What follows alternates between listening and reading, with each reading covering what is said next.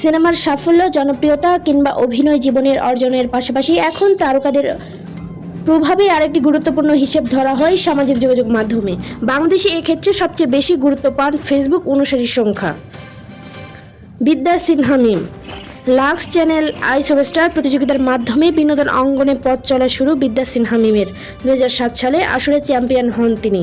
পরপর কথাসাহিত্য হুমায়ুন আহমেদের পরিচালনায় আমার কাছে জল চলচ্চিত্র দিয়ে বড় পর্দায় অভিষেক ঘটে তার। এর আগে হুমায়ুন আহমেদের একটি নাটকে অভিনয় করেন মিমি। অভিনয়ের পাশাপাশি ক্যারিয়ারের গুরুত্ব মডেলিং ছিলেন সমান ব্যস্ত। বিদ্যা সিনহা মিমের আয় 66 লাখ। নুসরাত ফারিয়া। গানের ভিডিও মডেল হিসেবে কাজ করার মধ্য দিয়ে বিনোদন অঙ্গনের পথ চলা শুরু নুসরাত ফারিয়া। পরপরই মডেলিং নিজের প্রতিষ্ঠিত করার পর বড় পর্দার অভিষেক ঘটে যৌথ প্রযোজনার চলচ্চিত্র আশিকি দিয়ে।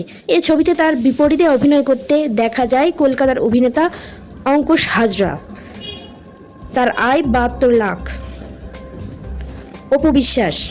আমজাদ হোসেন পরিচালিত কাল সকালে চলচ্চিত্র দিয়ে বড় পর্দার যাত্রা শুরু করেন অপু বিশ্বাস। তবে অভিনয়ে আসরের আগে ছোটবেলা থেকে নাচের সঙ্গে যুক্ত ছিলেন তিনি। বগুড়া থেকে ঢাকায় এসে বিভিন্ন নৃত্য অনুষ্ঠানে অংশ নিতেন। পরে নাটকের ছোট ছোট চলচ্চিত্রে অভিনয়ের মধ্য দিয়ে বিনোদন অঙ্গনে নিজের জায়গা তৈরি করেন অপু বিশ্বাস।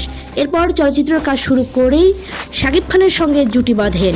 একের পর এক ব্যবসা সফল সিনেমা অভিনয় করেন, বিশেষ করে কোটি টাকার কাবিন এর সাফল্যের পর তাকে আর পিছিয়ে ফিরে দেখতে হয়নি। তার আয় 94 লাখ। পূর্ণিমা। স্কুল জীবনে মাত্র 15 বছর বয়সে চলচ্চিত্র অভিষেক হন পূর্ণিমার। 1997 সালে 15-এ মুক্তিপ্রাপ্ত এ জীবন তোমার আমার সিনেমায় রিয়াজের বিপরীতে অভিনয় করে প্রথমবার মানুষের নজর কাড়েন তিনি। এরপর মনের মাঝে তুমি, যোদ্ধা, সন্তান যখন শত্রু, পিতামাতার আবদার, হৃদয়ের কথা, বিয়ের প্রস্তাব, পরাঞ্জয় জ্বলিয়া রে সহ একের পর এক জনপ্রিয় ব্যবসা সফল সিনেমায় অভিনয় করে ঢালিউডের প্রথম সারির নায়িকায় একজন হিসেবে প্রতিষ্ঠিত হন। তার আয় 1 কোটি। পরিমণি। নাটক দিয়ে অভিনয় জীবন শুরু পরিমণির। তার অভিনীত প্রথম ধারাবাহিক ছিল নাটক ইদ্রিস হায়দার। তার মাসিক আয় 1 কোটি।